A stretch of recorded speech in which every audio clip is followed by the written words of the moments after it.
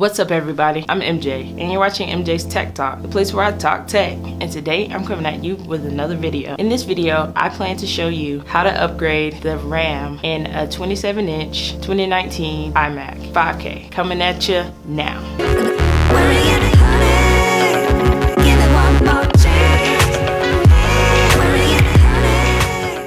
First thing I'll do is shut down my Mac. Once I shut it down, I'll take it from its wall mount, turn it over, and start the process of installing the RAM. The cool thing about this mount is that there are only like 2 washers that I need to remove, and it's hooked to a hinge, and I'll be able to lift it up and take the whole monitor down. It's just removing 2 pieces of hardware. So I'm gonna grab my socket, which fits the washer, and just undo it.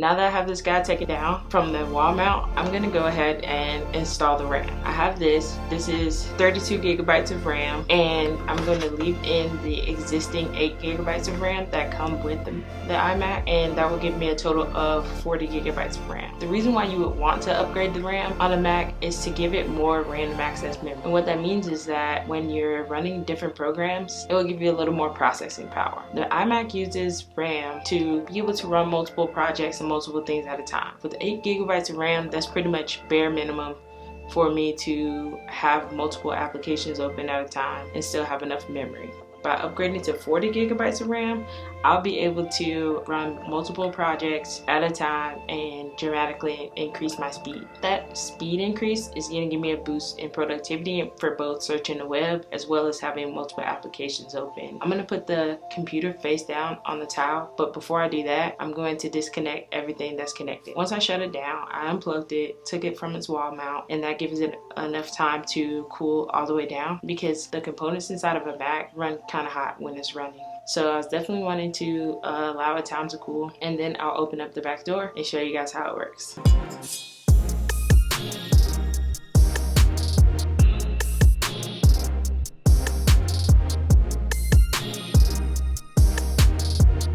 Also gonna take apart the Hitachi, a part that allows me to have all the components more forward facing. I'm also going to take apart this cable. The next thing I'm going to do is remove the plug, the power cable for the monitor. With the stand, it's a little bit hard to see from above, but there's a door right behind here. So there's a door right back here, but it's plenty of space for me to access. I have my RAM here. I'm going to go ahead and open that guy up and get started with the install.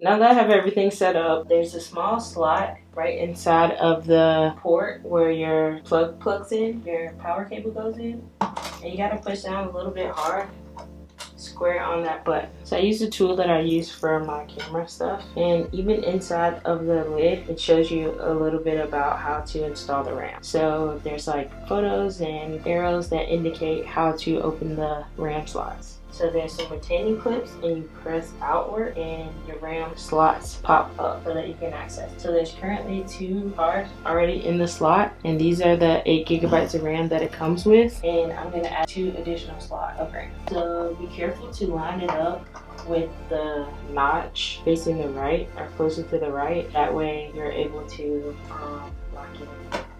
If you pull straight up, then you'll see the RAM cards. So there'll be an audible click when you press down on the RAM. So just line it up with the slot that you want to put it in, and you'll hear a snap.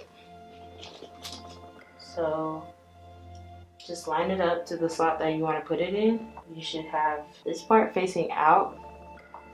Line it up in the slot, and you'll hear and feel an audible click.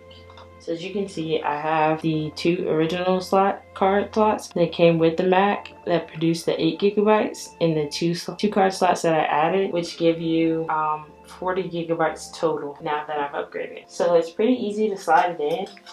Like I said, you'll hear an audible click, in order to put this guy back, you just push straight down and you lock your RAM cards in. So in order to take it out, you push the retaining clips and it pops up. Make sure everything's fully seated and then press down. And you should feel it go back into place. And now I'm gonna put the car door back on, like so. And you don't have to press the button anymore in order to get it back on.